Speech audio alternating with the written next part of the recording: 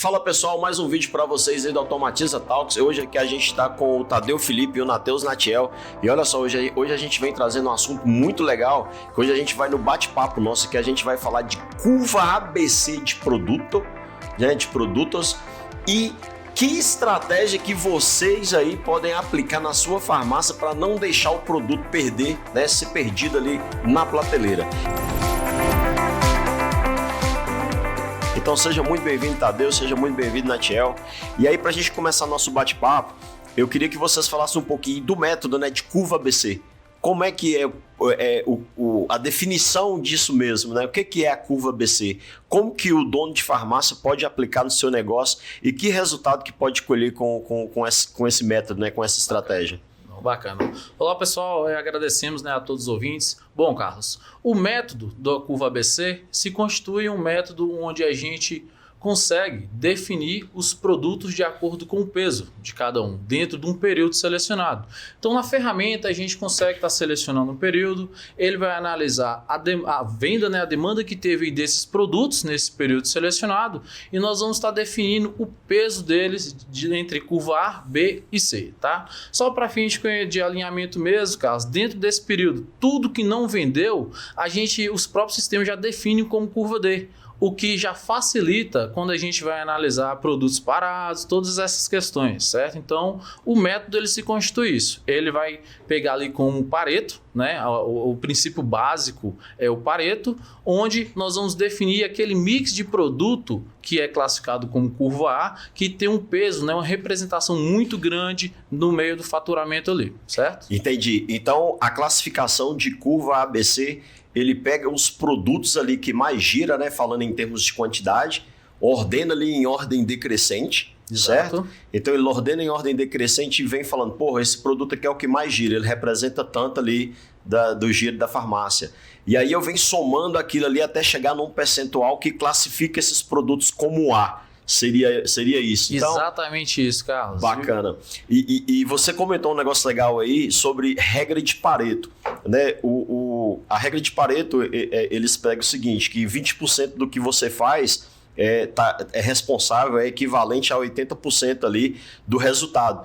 Então, você está falando que esses curva A, que representa ali essa faixa etária ali de poucos produtos, esses poucos produtos é o que representa ali a maior parte do faturamento da farmácia, é mais ou menos essa pegada? É exatamente isso, Carlos, na verdade, porque quando a gente pega ali, né, a frequência daqueles produtos, é toda hora o cliente procurando o mesmo produto.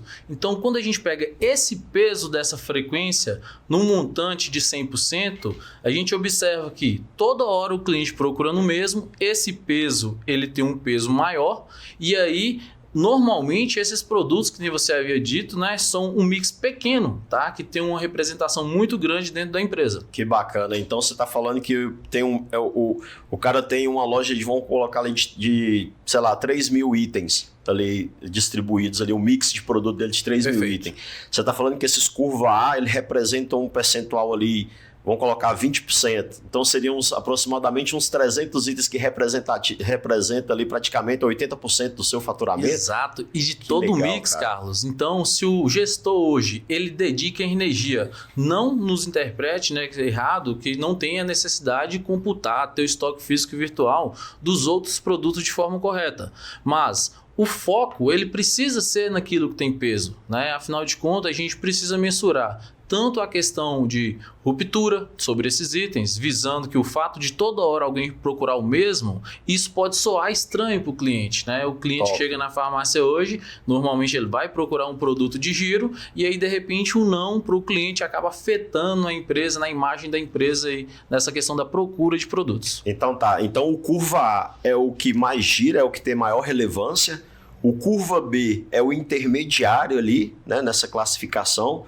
O curva C é o que gira bem menos ainda, né, que tem menos relevância. Você comentou o negócio da curva D e também nós vamos falar dela daqui a pouco. Então, esse curva A, o comprador ali, né, o cara que faz a compra na farmácia, ele tem que estar bem atento à compra desses produtos, né? Então, ele tem que ter a preocupação de conseguir repor esses produtos com muita rapidez ali, né? De acordo com as vendas, é claro, né? Para que o cliente chegue na farmácia e encontre o produto. Exato. E assim, quando você diz, né, a agilidade na reposição desses produtos, hoje a gente, nesse método, né, que a gente vem aplicando nos nossos clientes, a gente observa que o produto, quando ele é curva C, Carlos, devido assim, vamos falar que em um mês gira 1 unidade, 2 unidades desse item, de certa forma, a gente aceita, tá, uma ruptura desses produtos. Quando a gente vai fazer uma análise, no sentido de que você tem 2 unidades. Se chega um cliente e compra essas 2, até a sua próxima compra, pode ser que esse produto apresenta, na verdade, né, uma certa ruptura. Só que essa ruptura, Carlos, em cima de produto de curva A, eu vejo como inadmissível, devido ao peso que esse produto, né, que esses produtos representam aí no faturamento. Que bacana, que bacana. Tem muitas farmácias, o Matheus e Tadeu, que normalmente esses produtos de curva A, eles têm alguma estratégia ali de realocar, né, esses produtos mais próximo ali, talvez o mais próximo para o cliente pegar, mais próximo para o balconista pegar, né, porque tem uma alta rotatividade desses produtos, né? Exato. Eu acho que tem algumas farmácias que praticam esse tipo de estratégia, correto? Correto. Sim. Que bacana, ok. Então, você falou aí, Natiel, dos produtos de curva D. Perfeito. O que é esses produtos de curva B? Porque normalmente as pessoas pregam, né, essa classificação de curva A, B, C. Então, exato, ele pega ali o período de vendas, né? Normalmente ele considera o período de vendas ali, alguns trabalham com 90 dias, outros com 120, outros com 60, então vai depender da estratégia, né, com relação a isso. Mas o que é esse produto de curva D que você falou que tem dentro do sistema Automatiza? Bacana. Carlos, hoje quando a gente traz, né, essa questão dos produtos de curva D dentro da empresa, só aí para os nossos ouvintes, e hoje o sistema Automatiza já teve aí essa visão, né? Porque a gente também tem uma outra quinta curva que, se não for configurada, tá, pessoal? Pode ser que ela seja representada como curva D. Mas, na verdade, são a curva N, né? O que seria a curva N? Já que a gente está falando das curvas que o sistema comporta. A curva N vão ser os produtos que são produtos novos, cadastrados e não possuem demanda. Se a gente não tiver hoje, tá, essa configuração, eles podem representar como curva D.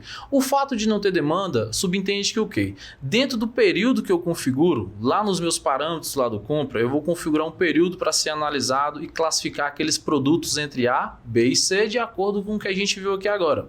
Então, tudo que não vendeu dentro desse período, ele vai estar classificando como curva D, de modo que o gestor, né, ele já consegue ter uma visão o que está ficando parado dentro da empresa, certo? Em relação a esses produtos.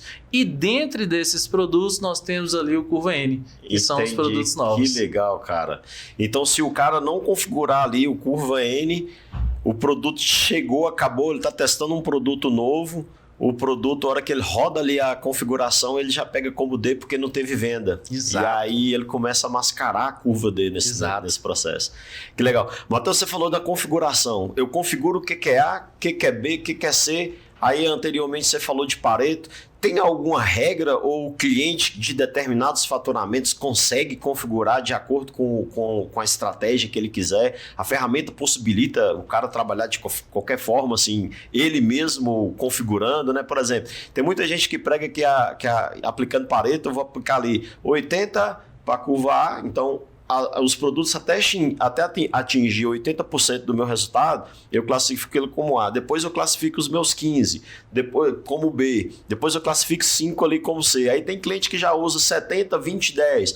Tem outros clientes que usam 60, 30, 10. Né? Tem alguma técnica para adotar isso? Ou a ferramenta é bem flexível que ele consegue atender todas essas estratégias? Não, hoje, a ferramenta que nós temos hoje, ela comporta, né, todo o cenário, desde microempresas até empresas aí com faturamento mais elevado. Afinal de contas, a ferramenta ela atua de uma forma inteligente e dentro desse período é aplicada a estratégia, né, que o gestor está trazendo ali para aquele momento. Entendi. Certo? Então eu posso ter configurações diferentes para cada filial? Exato, certo? Que Você legal, pode cara. configurar tanto filiais individuais como de uma forma única. A ferramenta é totalmente flexível, né? Para a gente conseguir estar atendendo aí todos os cenários. Que da hora, cara. Tem um processo que o pessoal eles confundem um pouco, que é o seguinte: quando eles vão fazer a classificação de curva ABC, ele pega o mix de produto todo da farmácia, né? E independente de classificação de produto, né? E aí ele pega ali, se ele pegar e classificar a farmácia inteira, nós estamos falando ali de uns 3 mil itens, né? Um mix de 3 mil itens dentro da farmácia.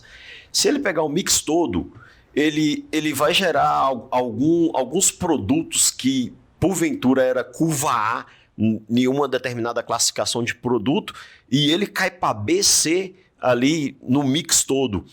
É interessante criar essa curva por classificação, por categoria. Por exemplo, eu tenho medicamento, né? Eu tenho similar, genérico, referência e tal. E minha perfumaria ali, eu tenho dentro dela ali também algumas ramificações de classificação. Perfeito. É legal eu criar isso, ou essa configuração tem que ir de acordo com o meu setor de compra, né? Se eu estiver falando de compra. Como que é isso, Natiel? É legal fazer essa distinção ou tem que classificar o mix todo? Entendi perfeitamente. Então, Carlos, hoje, que nem eu havia falado anteriormente, tá? A ferramenta ela foi criada, na verdade, de um formato justamente para a gente conseguir suprir as necessidades que o mercado vem buscando, né? Então, para essa estratégia onde a gente vai definir peso, a gente acabou de falar que os produtos de curva ele tem uma frequência e peso, certo? Dentro do que a gente está mensurando.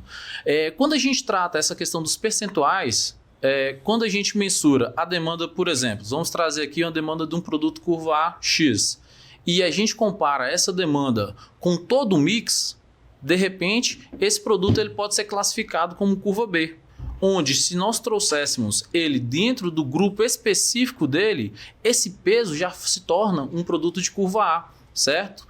E aí também nós temos na ferramenta, né, a estratégia de definir também o curva ABC por quantidade. Então eu também posso falar que num período específico, indiferente do grupo principal, tudo que vendeu acima de X unidades é A. Certo? Legal. Então a gente consegue comportar, né, a ferramenta, ela se comporta para adequar aí todo o cenário. Que legal. Então fica fácil Então fica fácil do cara fazer o que quiser com o estoque dele, né? Por exemplo, se eu quero duplicar meu curva A, tá fácil de duplicar meu curva A. Então, sei quantas unidades gira, Exato. eu consigo fazer duplicar esse estoque na minha farmácia. Então, fica fácil de trabalhar qualquer estratégia. Exato. Então, seria interessante a empresa separar, como você falou, nas classificações, eu ter o meu curva A separado de perfumaria, por exemplo, o meu curva A de conveniência e o meu curva A de medicamentos, né? Para que eu tenha uma noção, até porque não vão girar de acordo um ou outro, né? Geralmente tintura, por exemplo, a pessoa deve pintar de 60 em 60 dias, por exemplo. Né? Então, assim, eu teria uma noção que um curva A ali seria um produto que girasse dentro desse período. Então, eu teria que aumentar o meu parâmetro aí para uma perfumaria, por exemplo. Sim. Hoje, assim, o sistema, né, ele consegue fazer essas configurações, é bem didático mesmo, sabe? A tela, a gente consegue personalizar por classificação, subgrupo, categoria. E aí o bacana é que quanto maior a especificação, maior o nível da prioridade, Tadeu. Então, se a gente traz, por exemplo, curva, eu quero classificar de uma forma aí minha perfumaria, mas eu quero classificar dentro da perfumaria os itens de um subgrupo de uma forma diferente, eu consigo trazer toda essa configuração ali no momento que eu estou definindo a curva A da empresa. Que legal. Qual é a tintura? Eu tenho tintura de várias marcas, né? Qual é a curva A, né? Qual é a minha curva B? Qual que não gira? Essa questão que ele falou, legal, que o produto, às vezes, ele é um medicamento, ele tem sua curva A, mas quando eu faço uma visão macro dos produtos, ele se torna um curva B, porque às vezes uma fralda, por exemplo, pode tomar o lugar dele ali, né?